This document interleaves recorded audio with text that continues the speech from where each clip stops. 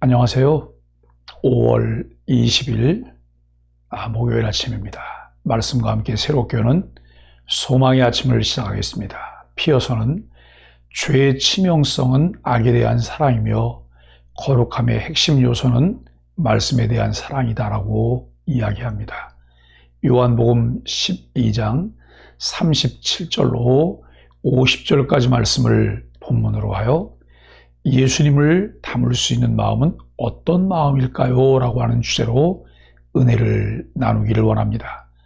예수님이 많은 표적을 행하셨으나 우리는 그분을 믿지 않습니다. 예수님을 믿는 관리들은 출교당할까 봐 드러내지 못합니다. 예수님을 믿는 자는 그분을 보내신 이를 믿습니다. 세상을 구원하러 오셔서 아버지 명령대로 말씀하신 예수님을 저버린 자는 마지막 날에 심판을 받습니다. 믿음은 말씀을 듣는 사람의 마음 상태에 따라 좌우됩니다. 예수님이 사람들 앞에서 공개적으로 많은 표적을 행하셨는데도 그분을 믿지 않는 사람이 많았습니다.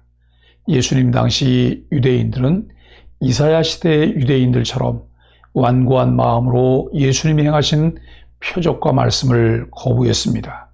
믿지 않음에 따른 결과는 전적으로 유대인들의 책임이었습니다. 어떤 이는 예수님의 표적을 보고 마음으로 받아들였지만 공개적인 신앙 고백을 꺼려했습니다. 그들은 하나님의 영광보다 사람의 영광을 더 사랑했습니다. 사람을 의식해 성경의 증언과 그것을 체험한 증인들의 증언을 받아들이지 않으면 우리도 그들과 다를 바 없습니다. 불신앙의 책임은 예수님이 행하신 표적을 보고도 믿지 않은 그 사람에게 있습니다. 예수님의 표적을 보고도 유대인들이 믿지 않은 이유는 무엇이었을까요? 어떤 상황에서도 담대하게 신앙을 드러내기 위해 내게 필요한 것은 무엇인가요? 믿음은 하나님의 말씀을 들음에서 시작됩니다. 그러나 씨앗만큼 중요한 것은 마음밭의 상태입니다. 들음은 씨앗의 상태가 아닌 마음의 상태를 말하는 것으로 볼 수 있습니다. 복음서에 나타난 씨 뿌리는 비유에서 볼 수 있듯이 마음밭의 상태는 다양합니다. 길가와 같이 강팍하고 완고한 마음 상태로는 열매를 기대할 수 없습니다. 돌밭의 상태도 열매를 맺을 수가 없습니다. 신앙의 뿌리를 내릴 수 없기 때문입니다. 가시밭도 열매를 맺기가 어렵습니다. 수많은 핍박과 어려움들 때문에 제대로 신앙의 날개를 펼칠 수가 없습니다. 아무리 좋은 씨앗을 뿌린다 해도 이의 조건들이 열매를 얻을 수 있게 하지 않습니다. 그러나 좋은 씨와 옥토와 같은 마음이 만났을 때 30배, 60배, 100배의 열매를 얻을 수 있습니다. 표적을 본다고, 많은 말씀을 듣는다고, 주옥 같은 말씀들을 듣는다고 그것이 열매로 결실하지 않는 경우들이 있는데 그 이유들을 묵상해 보아야 신앙의 성장과 성숙을 이룰 수 있습니다. 내게는 어떤 열매들이 있는지, 그 열매가 없다면 그 원인은 무엇인지 묵상해 봅시다. 하나님을 인정하면서 예수님을 인정하지 않는 것은 무지에 따른 자기 모순에 갇혀 있기 때문입니다. 이런 상태에서 바른 신앙을 기대할 수 없습니다.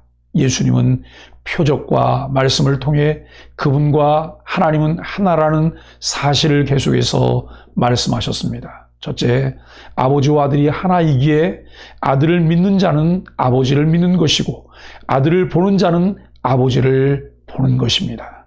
둘째, 아들은 아버지의 뜻을 거스르는 어떤 일도 하지 않으시고 오직 아버지의 명령대로만 행하십니다.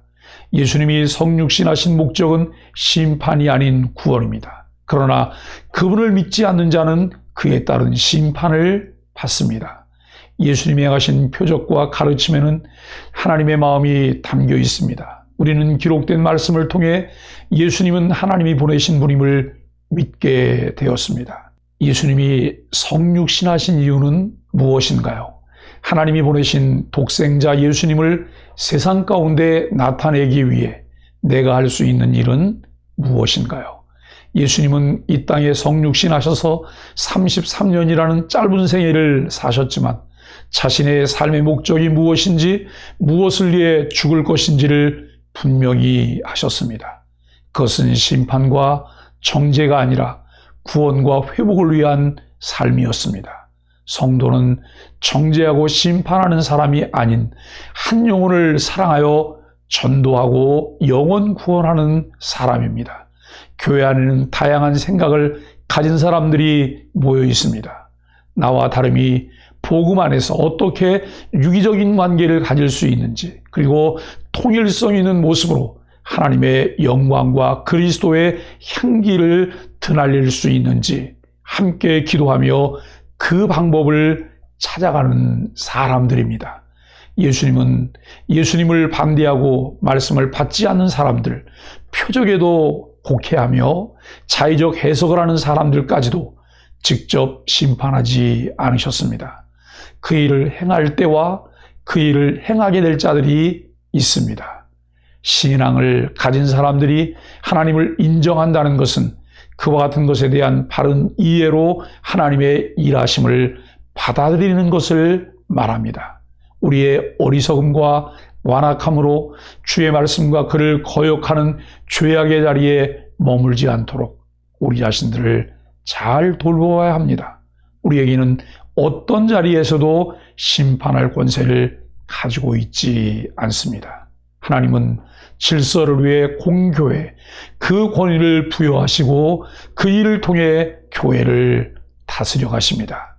진정한 심판은 말씀을 따라 마지막 날에 이루어집니다. 예수님은 불신자들에게도 마지막 날까지 기회를 주시며 오래 참고 기다리십니다. 사랑하는 소망의 가족 여러분, 우리에게는 진정 예수님을 구주로 영접하며 그분을 마음에 담고 싶어하는 마음이 있습니다. 그러나 예수님께서 성육신 하실 때 어느 누구도 예수님을 위해 마음을 열지 않고 예수님을 맞을 준비를 하지 않았습니다.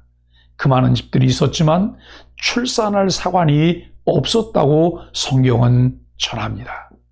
우리들의 마음이 부족하지만 예수님을 향해 열린 마음이 되어 언제나 그분이 머무시며 우리에게 들려주시려는 말씀을 마음에 담을 수 있는 소망의 가족들이 되기를 예수 그리스도의 이름으로 간절히 축복합니다. 함께 기도하겠습니다.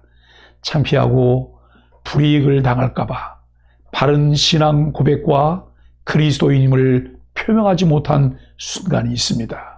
부족하고 연약한 우리를 불쌍히 여겨주셔서 주시는 은혜로 용기를 갖게 하소서.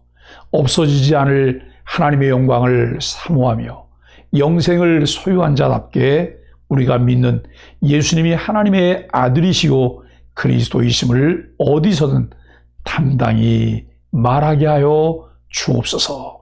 예수님의 이름으로 간절히 기도합니다. 아멘.